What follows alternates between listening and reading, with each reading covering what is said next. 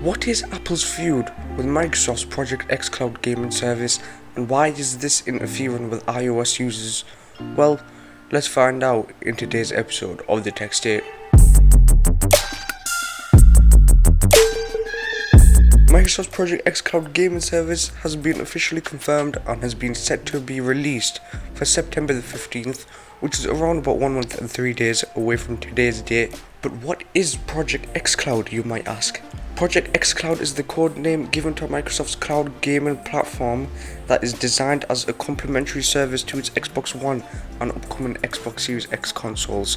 It's basically a streaming service just like Google Stadia, in that all the games are hosted on remote servers and live gameplay video is sent to your device over the internet. In return, controller codes are sent in the other direction for all intents and purposes. It's like you've got a console in your own house without the actual hardware. Even if you've got like a dead PC, like literally it can't run any games, this would still be able to run it, and it works on whatever you've got, whether it be a smartphone, an iPad, a TV. It can work on a smart TV if you have the right accessories. Now let me give you a little backstory on Apple's end and why they are kind of leaning towards not putting it on their Apple Store. For those of you who don't know, Apple has also made a gaming service that's name is Apple Arcade. It's a gaming subscription service that will provide access to over 100 games for iPhone, iPads, Macs and Apple TV devices.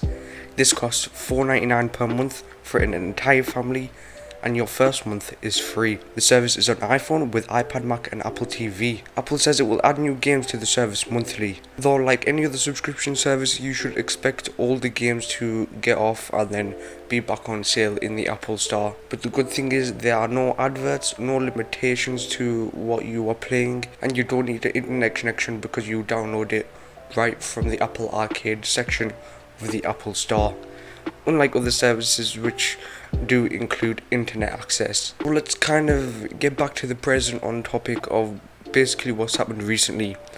Anyone with a Game Pass Ultimate subscription will get to stream over 100 games from the cloud using their Xbox login credentials and cloud saves, but there won't be an app for your iPhone and iPad because Apple doesn't want people playing games unless they get the cut of the money. So why won't Apple allow Xbox game streaming or Google Stadia or GeForce Now?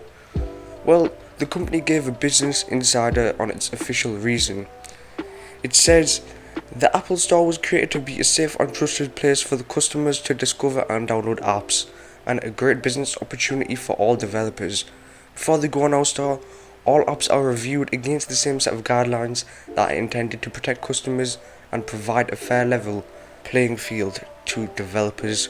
Our customers enjoy great apps and games from millions of developers, and gaming services can absolutely launch on the App Store as long as they follow the same set of guidelines applicable to all developers, including submitting games individually for review and appearing in the charts and search. In addition to the App Store, developers can choose to reach all iPhone and iPad users over the web through Safari and other browsers on the App Store. Macworld.com, which is my source for kind of this part of the video, their statement is, and I quote, a steaming pile of bullshit. Basically. So Apple allows streaming services like Netflix and Disney Plus, but doesn't require their content to be individually listed in the App Store or have its content approved. The same goes for book apps like Kindle. In one occasion, Apple has allowed a streaming service or a kind of a game service to go on their App Store, just like the Steam Link. Those apps go through the same approval processes as the other apps do, security and privacy and content and so on, but they allow users to access vast libraries of games that are not reviewed by Apple. So they're kind of contradicting themselves on their end by saying Xbox and Google Stadia should have that kind of game review process, but Steam Link can't. That's a bit dodgy if you ask me. Many of Apple's policies regarding its App Store makes a lot of sense for the heads up. I can never say perspective on the first try, I just can't. Many of Apple's policies regarding its App Store makes a lot of sense from the perspective of ensuring a certain baseline level of privacy, security and quality control. Basically means the games might definitely be bad, but they will not harm your phone in any way. it makes sense for Microsoft's Xbox game streaming app itself to be held to those same standards. But the fact is that streaming cloud games to your phone will not break your phone. It's not possible to, and it will not compromise? That's not even a word, my guy. And will not compromise your privacy and security, at least not any more than an app like Netflix or Kindle or PS4 remote play game can do. It's an argument wholly without merit, both technically and as a business practice, and one contradicted by other apps already allowed in the App Store. The real reason seems obvious. Apple doesn't want you buying games from somewhere else and playing them on your Apple device. If you're playing a game on your Apple device, Apple wants its cut. They're like, you're using our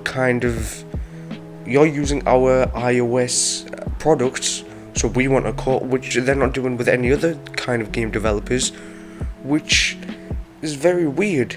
It's not like it's a multi-billion-dollar company at all. In my view, my personal view, I think Apple is stupid for the sole reason the incompatibility is going to steer users away from getting iOS products, because there are a lot of people who have both an iPhone and an Xbox and want to play these games on the go. So they're like, when I buy my phone next, I'm going to get a phone that is compatible with the Xbox streaming service, so they're going to lean more towards Samsung's point of view, or going to get the Google Pixel or any other phone rather than the iOS, because the iOS doesn't support the xCloud game streaming service. On Thursday, Microsoft said that it's committed to finding a way to bring the services to both iPhones and iPads, though it didn't say how that's going to happen. They said, "We believe that the customer should be at the heart of the gaming experience, and gamers tell us what they want to play, connect and share anywhere, no matter where they are." So what do you think about this fiasco with Apple basically being a little bitch because they're not getting their share of the money, and they don't even deserve that money? In my eyes, Microsoft is the victim, as they just want their service on the Apple Store for people with iOS who wants to play their beloved Halo games or whatever games. Well, however you feel about this, leave a like on this video if you enjoyed it, and subscribe for more gaming and tech news. But anyway, it's been your boy Down from the Tech State, and I'm out. See. It's mid-2020 and both of the consoles, PS5 and Xbox Series X, have had their reveal, and we the consumers are waiting for the official pre-order dates and pricing, and also if the Xbox alongside with the Xbox Series X will release the Project Lockhart console. If